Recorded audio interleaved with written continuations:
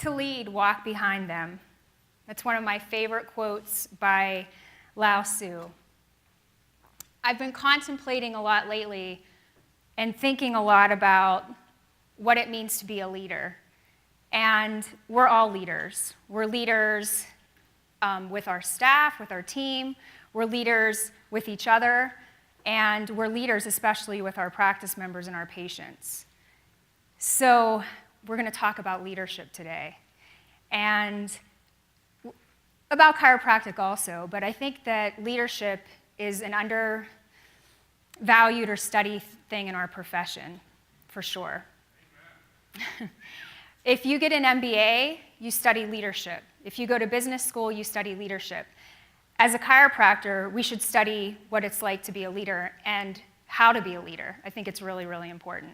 So we're going to kind of dive in and talk about the best leadership models that are out there for chiropractors. I don't watch a lot of TV, but I did watch the conventions and the Olympics. And I thought the conventions were interesting. I don't necessarily watch them for the political content, but I wanted to see who these people that we elect, or maybe don't elect, who they were as people and what they had to say. And were they authentic? Were they real? Did you kind of see their soul shining through when they were speaking? And what actually were they saying? And do they really truly believe? And did you feel what they were saying? And I'm not taking a political stance in saying this, but hearing all the speakers, probably one of the speakers that made the biggest impact, because I think there were people that were great on both sides for sure. I loved Ivanka Trump. I thought she was really amazing. But I thought Michelle Obama's speech was really great. And the one thing that she said that I really liked, and I don't prescribe to any particular political party, but I liked her speech for its content. She said, when they go low, we go high. And I almost started crying because I feel like in our profession, we need more of that. When they go low, we go high. So does that mean that we stoop to their level, that we're haters on Facebook, that we criticize other people, that we criticize someone's technique or what they're doing? No, we go high. Do we need to bash medicine to make chiropractic great? No. We need to talk more about how great chiropractic is instead of how bad something else is.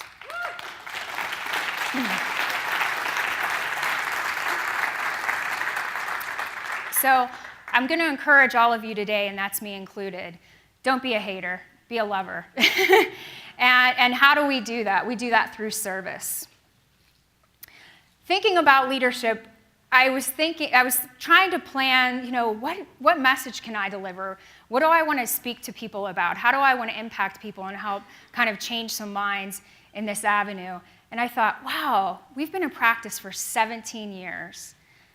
That's not, there's a lot of students here. There's a lot of people fresh out of school, just having families and things like that. After 17 years in practice, you kind of step into a different role. And so that's why I've been really interested in reading more about leadership and how to bring that to chiropractic. A true servant leader is humble. They set out to be a leader. It's never about the role, it's about the goal. And looking around this room, I see so many servant leaders. I see people like Edwin Cordero, who is a humble, loving soul and so grateful that he's the president of Sherman College. I see people like Jay Comerick. Please go see his movie. I was telling people today I cried the whole way through. Just his presence and his warmth and his love. I see my father-in-law who would come at 3 o'clock in the morning to check my spine if I needed it, or would go and see a chiropractor friend of ours in Sweden because she was ill in the hospital, and on his own dime fly over there to take care of her. And there's just so many amazing people. I see my staff, and can you guys all stand up? Let's give them a round of applause.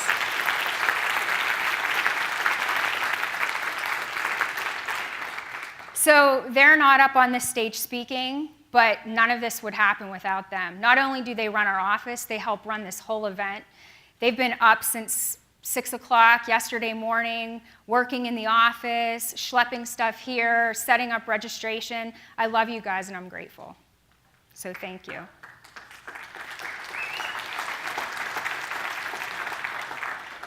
The servant leadership model. Servant leadership is found in many religious and spiritual texts. It's a philosophy of leadership. Robert Greenleaf wrote Servant Leadership, A Journey into Legitimate Power and Greatness in 1977. It's amazing. If you haven't ever read it, it's really a wonderful thing to read. He talks about leading others through serving. Leaders who prescribe to the servant leadership model are people like Jesus, Mandela, Gandhi, and Mother Teresa. What good company that is, right? If we can prescribe to be anything like them. So there's 4 types of